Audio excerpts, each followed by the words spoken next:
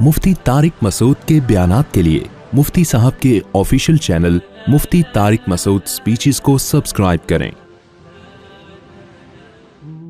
Tension में, confusion में, क्योंकि डिबेट अगर करने पर आ गए ना तो फिर सिखों की अपनी राय है। सिख कहते हैं बाल बढ़ाओ, बगलों के बाल भी बढ़ाओ, ज़ेरे-नाफ बाल भी बढ़ाओ। वो एक अपनी दलील देते हैं। वो कहते हैं कि भाई जब हम पैदा हुए थे तो नेचर तो यही है ना कि बाल जब होते हैं उग रहे हैं तो उगने दो उनको। मैंने वो बयान किया, एक सिख ने मेरे खिलाफ एक क्लिप रिकॉर्ड करवा दिया कि भाई इस्लाम में जो बालों के सफाई का हुक्म है वो तो इसलिए कि वहाँ पानी वानी का इंतज़ाम अरब के सहराओं में कम इंतज़ाम होता था तो इसलिए, वरना वगैरह वगैरह। भी मेरा मकसद किसी पे तंज करना नहीं है। तो उनकी अपना एक कॉन्सेप्ट है। एक हिंदू का इंटरव्यू आया था, शुक्र है इंटरव्यू के दौरान सामने को किसी ने मेज रख दी थी। उनका यह था कि हम चूंकि बरहना पैदा होते हैं तो जो इंसान की नेचर है वो बरहना रहना ही है। ये कपड़े बाद में आपने ऐड किए, ये नेचुरल नहीं है। तो नेचर से बगावत है। ये जैसे पैदा हुए, जो उन्होंने कहा अगर अल्लाह को लिबास पसंद है, खुदा को, भगवान को, तो कपड़े पहना के पैदा क्यों नहीं किया उसने? तो लेकिन अल्लाह का बड़ा फजल हो गया कि मेज सामने रखी हुई थी, वरना हमें बिल्कुल फितरत का असल हालत में मुशाहिदा करना पड़ता। और जाहिर है फिर नहीं करते मुशाहिदा, फिर ये बात भी आप तक कैसे पहुंचती में। तो अकल इस्तेमाल करोगे भाई, हर आदमी के पास कुछ ना कुछ दलील है। तभी हमारा जो लिबरल तबका है ना, लिबरल तबका, इसको आप देखो, ये सारे अफलातून होते हैं इसमें। किसी पढ़े लिखे आदमी के पास बैठो ना जो मजहब को फॉलो नहीं करता, उसकी तकरीर सुनो, आपको लगेगा इससे बड़ा साइंसदान दुनिया में कोई पैदा ही नहीं हुआ। दूसरे के पास बैठोगे लगेगा इससे बड़ा साइंटिस्ट दुनिया में कोई फिलोसफर पैदा ही नहीं हुआ। तीसरे के पास बैठोगे लगेगा इससे बड़ा फिलोसफर दुनिया में पैदा हुआ ही नहीं है। लेकिन एक चीज पर सब मुत्तफिक होते हैं जो मजहब को नहीं मानते, कि भाई शराब पीना कोई बुराई नहीं है, जिना करना कोई बुराई नहीं है, वालदैन को ओल्ड हाउस में जमा करा देना कोई बुराई नहीं है। तो इन चीजों पे ये चीजें सब में क्या है, कॉमन है। इनके यहां अच्छे का मतलब मुस्कुरा के बात। एयर होस्टेस इनके यहां बहुत अच्छी होती है। एयर होस्टेस क्या होती है? और W11 का कंडक्टर बहुत गंदा होता है, वो तमीज से बात नहीं करता। वो 4K में सफर किया, 4K और 4J, पहले तो बहुत होता था सफर ना। 4J में आप सफर करो, अच्छाई और बुराई का अगर क्राइटेरिया है ना, तो 4J और 4K का ड्राइवर और कंडक्टर, आपका दिल करेगा दोनों पे फतवा लगाओगे, दोनों कहां जाएंगे? जहन्नम में जाएंगे। ऐसे ऐसे चला रहा होता, यूं यूं करके खड़ा कर देगा कहीं बस को, तो पुलिस आएगी उसको चलाने के लिए, चलेगा ही नहीं। चलाएगा तो ऐसे चलाएगा कि आदमी कहेगा खिड़की से ना गिर जाए हम। लेकिन यही हाल आप जब एयर होस्टेस का देखते हैं, एयर होस्टेस में ऐसे नहीं होता भाई। एयर होस्टेस कंडक्टर W11 का वो पहले एक दफा तमीज से कहेगा आगे चले जाओ। भाई आगे जगह नहीं है, किधर घुसेड़ रहा है यार तू हमको? जगह होती है नहीं, वो कहेगा जाए। और कितनी मर्जी बस भरी हुई हो, एक दरवाजे से चढ़ेगा, हालांकि पांव रखने की जगह नहीं है, सबसे किराया लेते हुए जेब भी नहीं कटेगी। जेब कुतरे को पता है कि भाई इसकी जेब नहीं काटनी है मैंने, और अगले दरवाजे से उतर जाएगा। दिल धरने की जगह नहीं है, और आपको आगे घुसेड़ता रहेगा, घुसेड़ता रहेगा, घुसेड़ता रहेगा। तो कहीं अखलाक नजर नहीं आते। अखलाक एयर होस्टेस के पास है।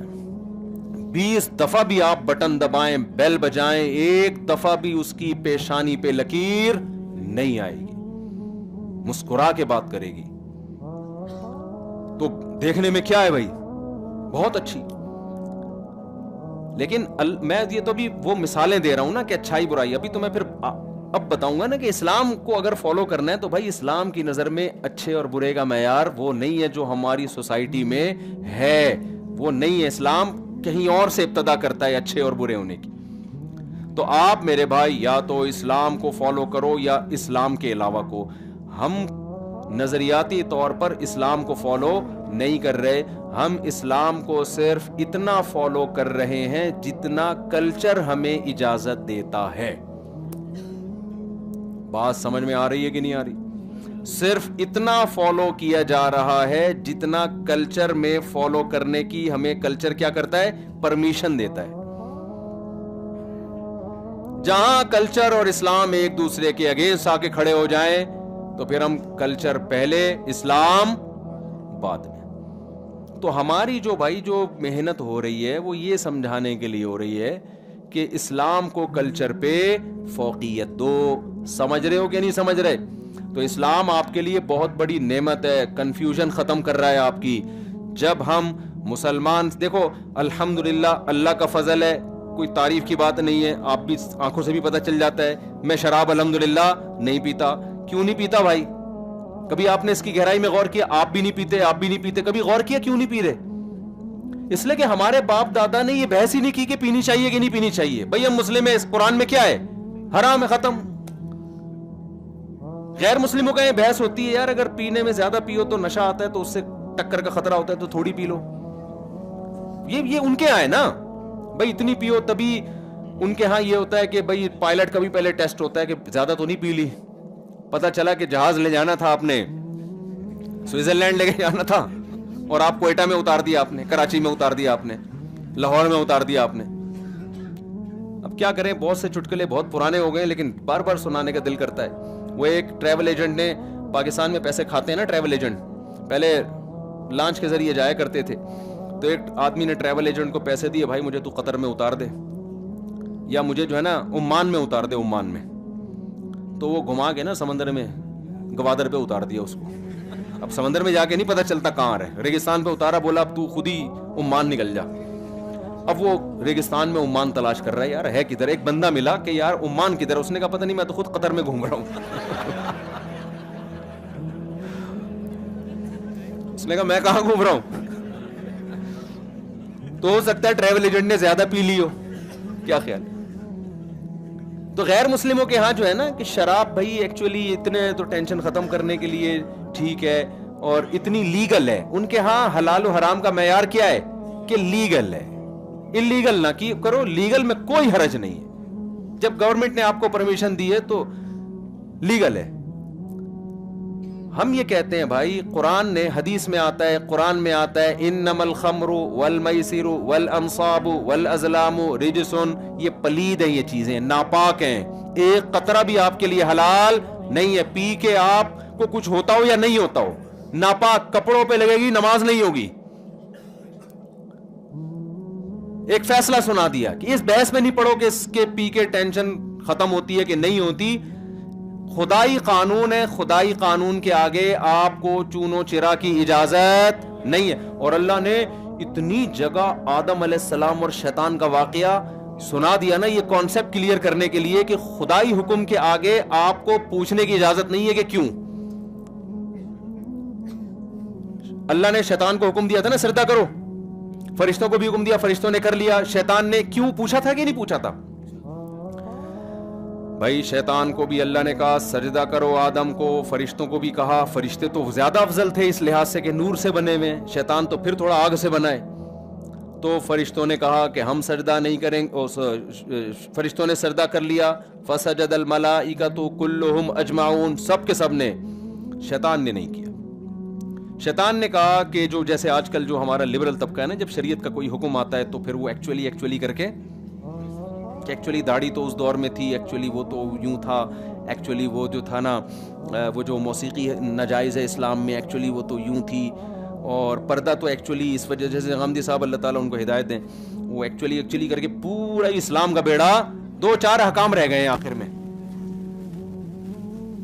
جو جناب پروفیسر غامدی صاحب جس طرح کا اسلام مارکیٹ میں لا رہے ہیں نا, ایک آدھی ٹوپی چھوڑی سی رہ جائے گی ٹیشو پیپر, اور 2-4 بس چیزیں رہ جائیں گی, باقی پورا اسلام کیا ہو جائے گا, وہ سارا ایکچولی کر کے. ابھی ان کا لیٹسٹ فتویٰ آیا کہ نیل پالش لگی ہو تو بھی وضو ہو جائے گا, صحیح ہے نا. اور قیاس دیکھو کہاں سے کیا جا رہا ہے کہ موزوں پہ نبی نے مسح کیا ہے تو اس میں بھی مسح کر لیں آپ. بھائی قیاس کی شرائط ہوتی ہیں, قیاس میں یہ نہیں ہوتا کہ کہیں کی چیز اٹھا کے آپ کہیں لگا دیں, ایسا نہیں ہوتا. یہ اصول فقہ جو مدارس میں پڑھایا جاتا ہے نا, اس میں قیاس کی شرطیں بتائی جاتی ہیں کہ قیاس کیسے کیا جاتا ہے, کن صورتوں میں جائز ہے, کن صورتوں میں ناجائز ہے. دلالت النص کیا ہوتا ہے, قیاس کیا ہوتا ہے, پوری ڈیٹیل ایسے ہی. ورنہ تو آپ کہیں کی بھی چیز اٹھا کے کہیں لگا دو آپ کہ جی وہ موزوں پہ جب مسح کیا ہے نبی نے, تو موزوں پہ تو 3 انگلیوں سے مسا کیا ہے, یوں کر کے, پورے موزے بھی گیلے نہیں کیے. تو کل کوئی پروفیسر اٹھے گا کہے گا کہ نیل پالش پہ آپ مسا بھی پورا ضروری نہیں ہے, ایک ناخن سے بھی یوں کر لیں تو بھی مسا کافی ہے, کیونکہ نبی نے تو 3 انگلیوں سے ساکس پہ مسا, جو چمڑے کے موزے یا اس ٹائپ کے جو بھی موزے ہوتے ہیں ان پہ اس طرح سے مسا. تو کوئی تک نہیں ہے. فتویٰ دیا تھا محترم نے کورونا کے دنوں میں کہ آپ ٹیلی ویژن پہ بھی اقتدا کر سکتے ہیں. بھائی آپ فتویٰ دینے سے پہلے سوچیں تو صحیح, ٹیلی ویژن پہ کیسے اقتدا ہوگی؟ جماعت تو تمام فقہا کا یہ فتویٰ ہے, اجماع ہے کہ صفوں میں اتصال ضروری ہے. جماعت اس کو تھوڑی کہتے ہیں کہ آدھے آدمی امریکہ میں آدھے یہاں. اب اس کا فتویٰ دیتے ہوئے انہوں نے سوچا نہیں, ایک بندے نے صحیح کلاس لی کہ انہوں نے کہا اچھا اس کا مطلب امام کھڑا ہوا ہے اسلام آباد میں اور آپ اقتدا کر رہے ہیں کراچی میں, تو کراچی بیت اللہ کے قریب ہے, اسلام آباد کیا ہے دور ہے. تو آن لائن میں تو یہ بھی صورت پیش آئے گی کہ مقتدی 1000 کلومیٹر آگے ہیں, 1500 کلومیٹر, اور امام 1500 کلومیٹر پیچھے ہے. تو یہ جو جدید فتوے مارکیٹ میں آ رہے ہیں نا, اول نظر میں یہ بڑے اٹریکٹیو لگتے ہیں, لیکن یہ کھوکھلے ہوتے ہیں, ان کے پیچھے مضبوط بات نہیں ہوتی. تو یہ جو چلا آ رہا ہے نا سلسلہ پراپر, جب تک مفتی نہ بن جائے کوئی اس سے پہلے اس کو فتویٰ دینے کی اجازت نہیں ہے. ہر فیلڈ میں ماہرین ہوا کرتے ہیں, اور یہ جو صحابہ کرام کے دور میں شروع میں تو یعنی وہاں بھی ایسا نہیں تھا کہ ہر ایک کو فتویٰ دینے کی اجازت ہو. چند مخصوص صحابہ تھے, پھر ان صحابہ میں ان کے تابعین میں مخصوص لوگ تھے, تو مخصوص طبقہ ہی. لوگ کہتے ہیں نا دین پر کوئی اجارہ داری نہیں ہے, یہ مولوی ٹھیکیدار بنے ہوئے ہیں. اجارہ تو ایسے تو میڈیکل سائنس پہ بھی کسی کی اجارہ داری نہیں ہے, لیکن اجارہ داری نہ ہونے کا مطلب یہ ہے کہ جو چاہے ڈاکٹر بن جائے.